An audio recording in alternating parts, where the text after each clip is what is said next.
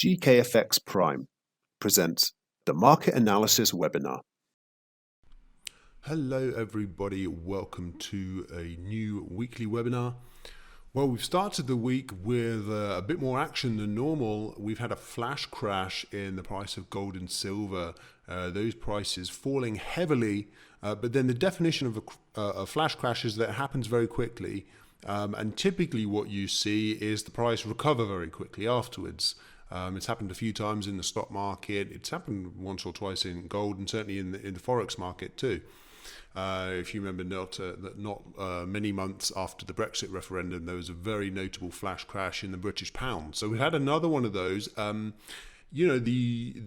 amount that the price fell was not completely out of this realm, but it was a lot. So silver fell 7%, gold was about 4%, but they've come well back off those lows.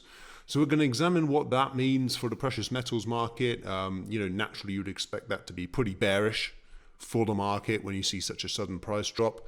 But obviously the recovery, potentially a little bit bullish. So we'll talk about that as well as going through the major currency pairs for the week, as well as a bit of indices and Bitcoin. Okay, let's kick off with the euro as we normally do. This is our daily price chart, and so what I want to show you here is, why is Microsoft putting up some message for me? What I want to show you here is that this is the rising neckline of a potential head and shoulders pattern, something I'd highlighted a few weeks ago. Now you can see, if I zoom in, on a daily basis, we've closed below this line for the first time. So potentially a pretty significant development here. Potentially the breakdown from a long-term top pattern in the euro, which would indicate much lower prices from here. Now, if you remember last week, I was slightly conflicted. I gave a bit of an extra chat about the euro, and I'm kind of doing the same again this week, because what I said was that let's drop down to the 4-hour chart to illustrate this a bit, is that there's been a bullish breakout in trend. So what we had was something along these lines. It's not the greatest trend, maybe something like this. Anyway, you could see that basically the trend had popped above a declining trend line. It had popped above the 20-day moving average, which we typically use for our sort of shorter term trading to kind of tell us what the short-term trend is. And we had the bounce, and the basis of our trading, which I have no regrets about, is that you basically see the breakout, you see the move to overbought, then you start looking to buy the dip on expectation that the trend has changed, or at least you get a bit more of an extension of the price higher after having broken these key kind of technical dynamic resistances. It doesn't always work. Nothing's perfect in markets. And the price is now, it's resumed its downtrend. On this occasion, the 20 DMA only acted as a break of trend for this brief period, and now we're back under it again. So now we're back in downtrend mode. And so what I was saying last week was that, well, the price has broken higher. And I'm going to go on the kind of technicals here and assume that we can look for some sort of bounce. And you can see that the market tried to do something along those lines. I think I had a line drawn through here, through these previous peaks, and you can see the market came down, stalled for a number of hours, probably a day, and then finally just could not get the bounce. And obviously the selling pressure was there, and it just collapsed through as we got that non-farm payrolls data on Friday, which came in better than expected. So obviously that was good for the dollar, that US jobs report, and it was bad for the euro, and the prices dropped. But what I was saying last week was, I was saying, okay, I'm going to trade this technical bullish formation above the 20 DMA after the broken trend line, etc. But I did note that the COT data from the CFTC showed that large speculators, I think people like hedge funds and things that have to declare their positions in futures and options markets, they had turned bullish on the dollar for the first time in, I believe it was 16 months, which if you think about it, is not long after we had that, the crash in the markets when the pandemic kicked in last year. So I said, well, I'm following the technicals, but I can see this reversing. I can see a bullish dollar case here over the longer term because of that change in speculative sentiment. So this is another reason to feel a bit more confident about this broken rising trend line here, so the broken neckline, to think that we can get to more downside here.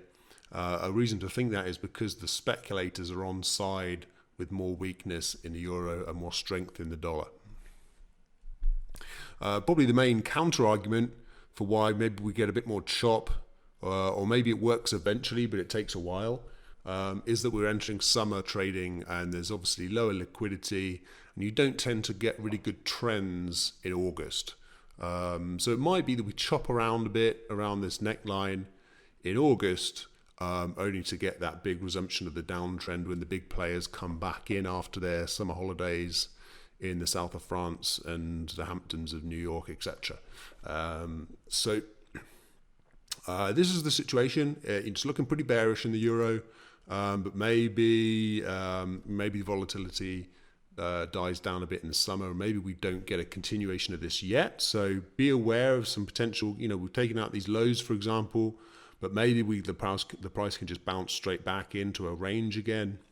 Something like that's possible, but I think the overall trend here is we've got to interpret the fact that the market couldn't break it through on a technical basis, couldn't make it through this supply area, and the price has rolled over to the lows, and we would expect lower lows from here.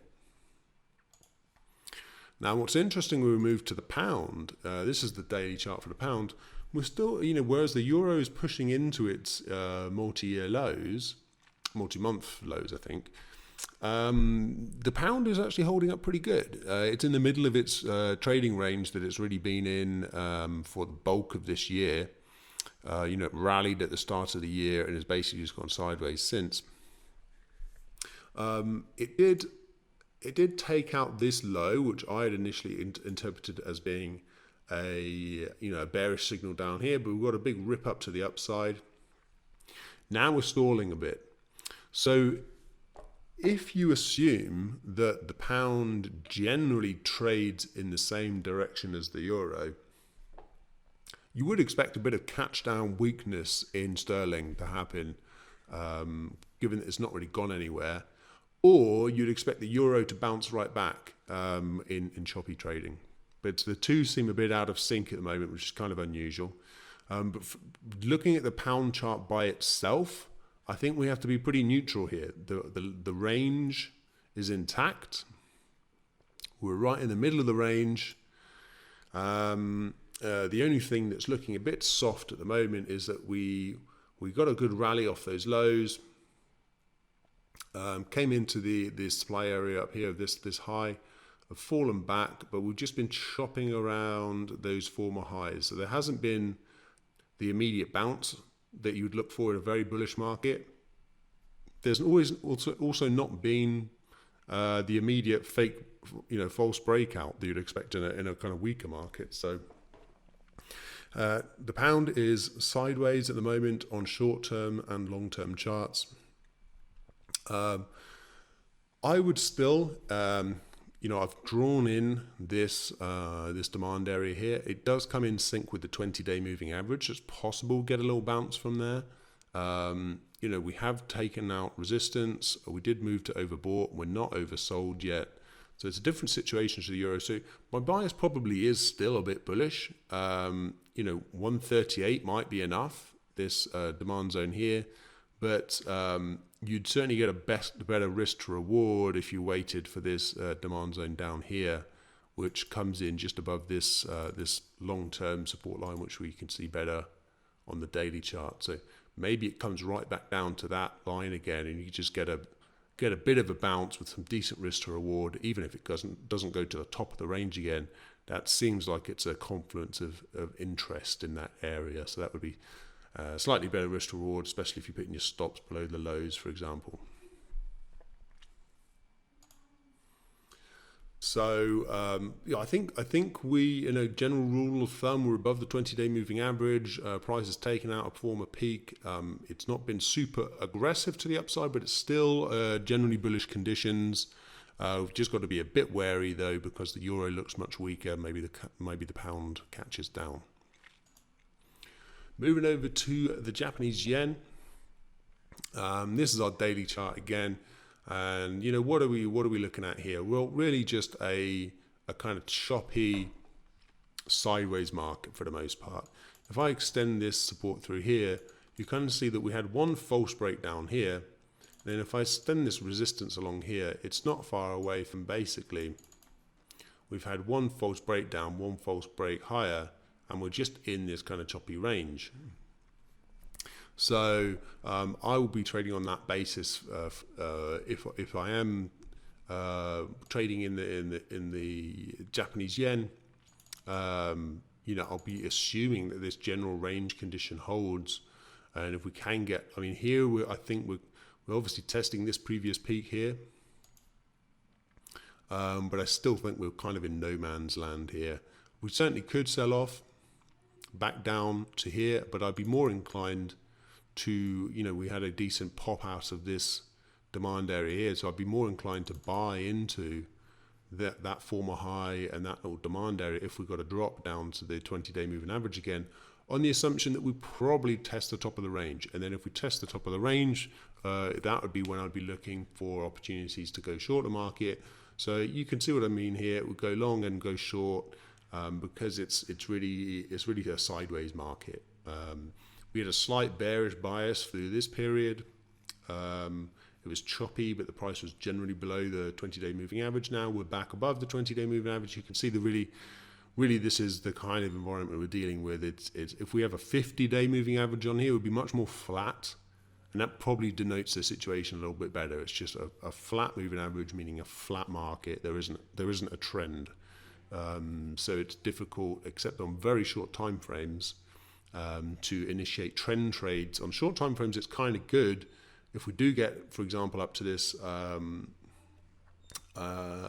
supply area up here, then on a short-term chart, you're looking for reversal patterns to trade a trend reversal.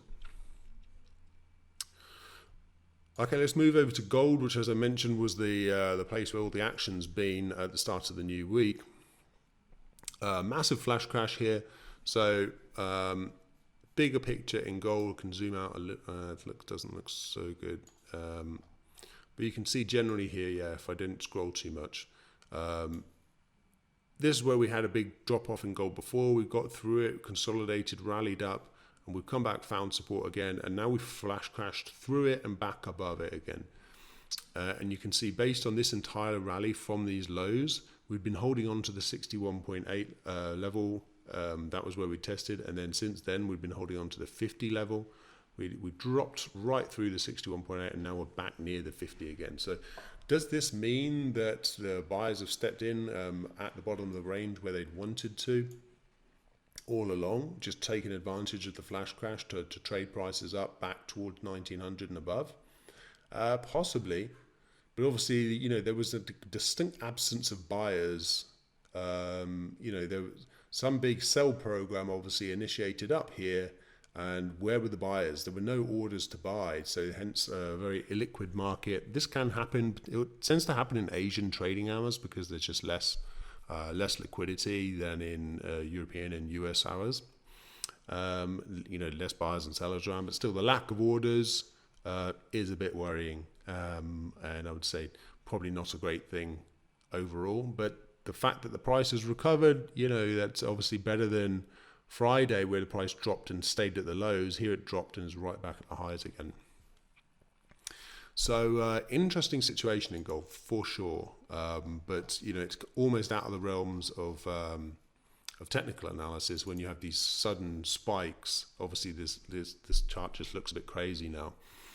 The one thing I would say is if we do get back more to the reliable technicals, is looking down at this RSI, you can see that we've been holding above oversold for a while throughout this entire bounce off the 50% level.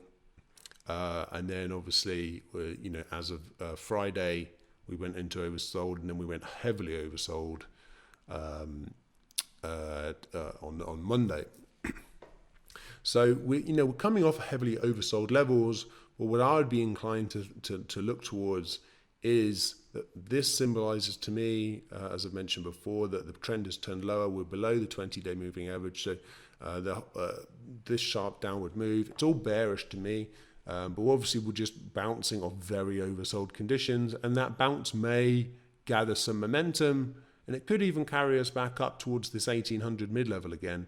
But I think probably between the 50% and this was a sharp drop obviously, but I think somewhere around this 50% Fibbo and the previous lows, and potentially getting up to 1795, which is this line through here.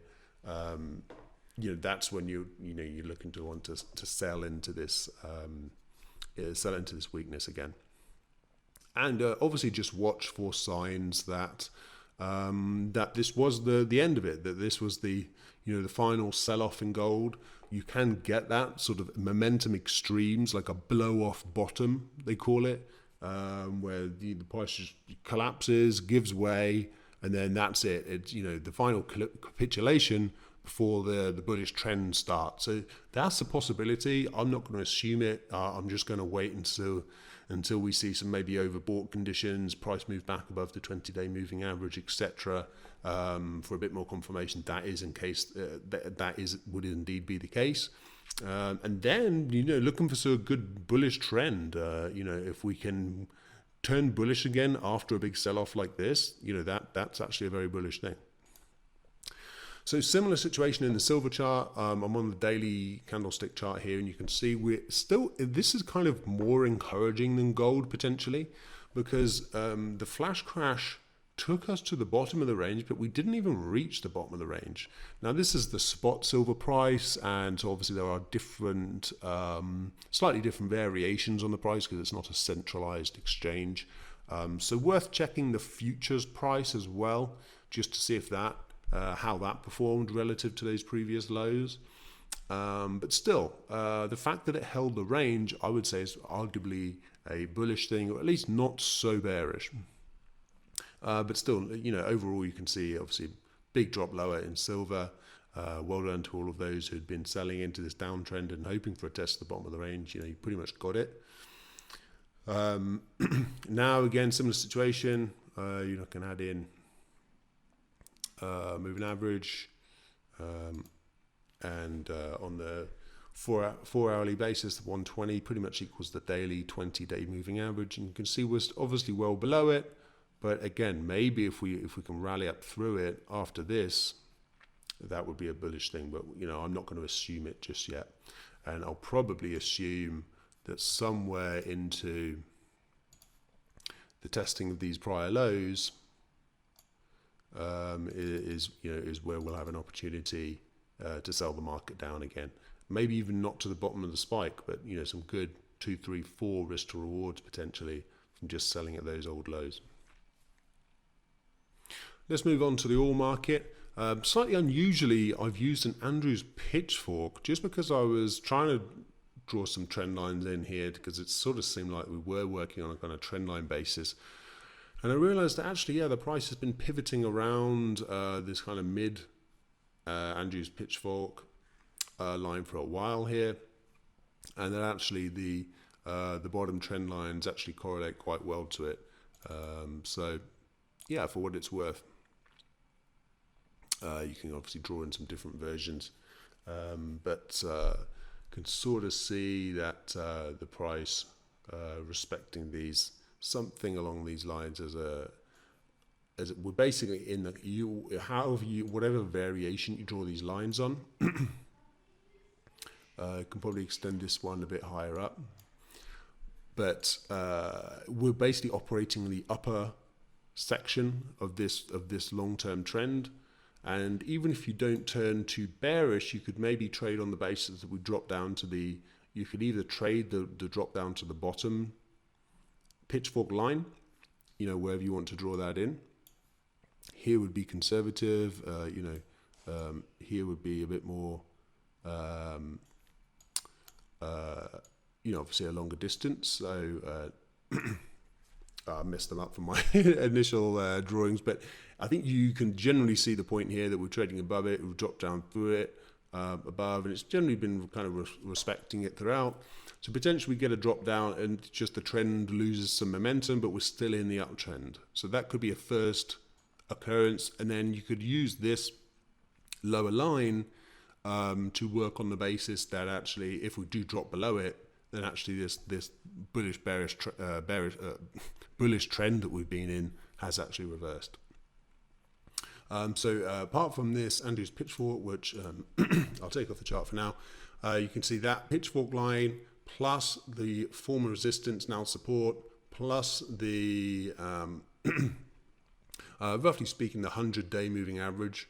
They're all acting as a cluster of support in this area. So a breakdown from here potentially pretty important and could symbolize a top in oil. And a couple of times I've questioned the top, whether a top's coming in oil, and I think a breakdown through this area, including the trend line that I'd been basing that Andrew's pitchfork on, a breakdown through this confluence of support in this area, potentially a sign that we've got more weakness in oil to come.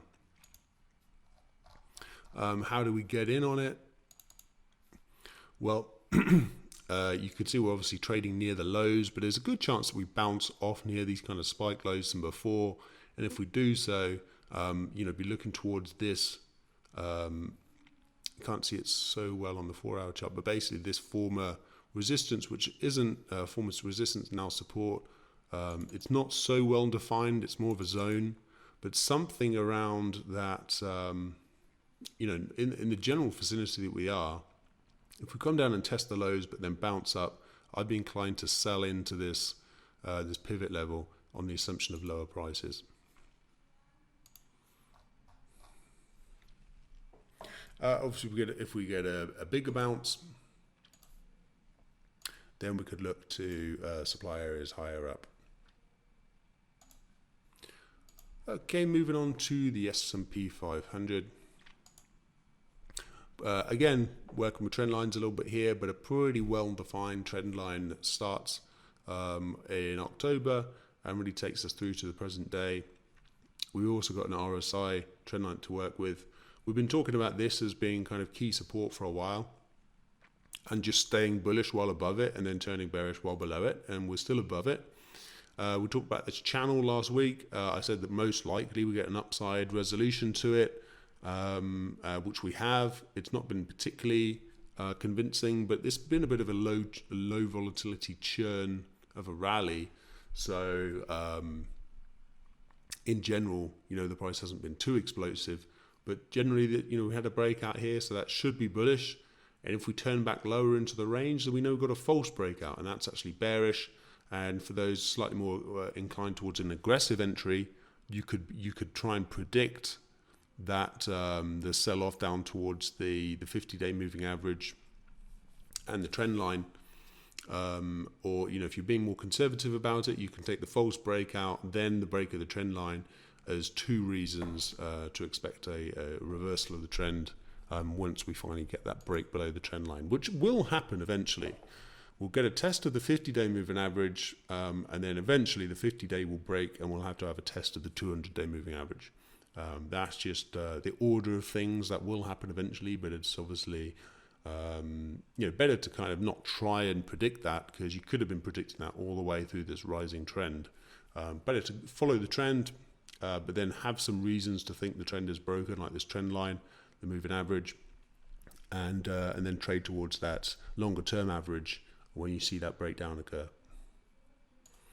So finishing on a more bullish note, Bitcoin doing well, challenging the 45,000 level. I think it got as far as 44,000 over the weekend. It's pulled back a little bit at the start of the new week. We had this line looks a bit kind of crazy and out there, but really all it is just the neckline to this former head and shoulders pattern, which helped contribute towards the breakdown in the price. And maybe we come back at some point and test that line, which would roughly fall in line with the 50,000 level and the 61.8 Fibonacci retracement. So if we get up through 45,000, I feel like there's a pretty good chance we can get up to 50,000 and these other areas of resistance too. We formed a base, and you can see that momentum had been slowing for ages. Now we've had a big burst of positive momentum.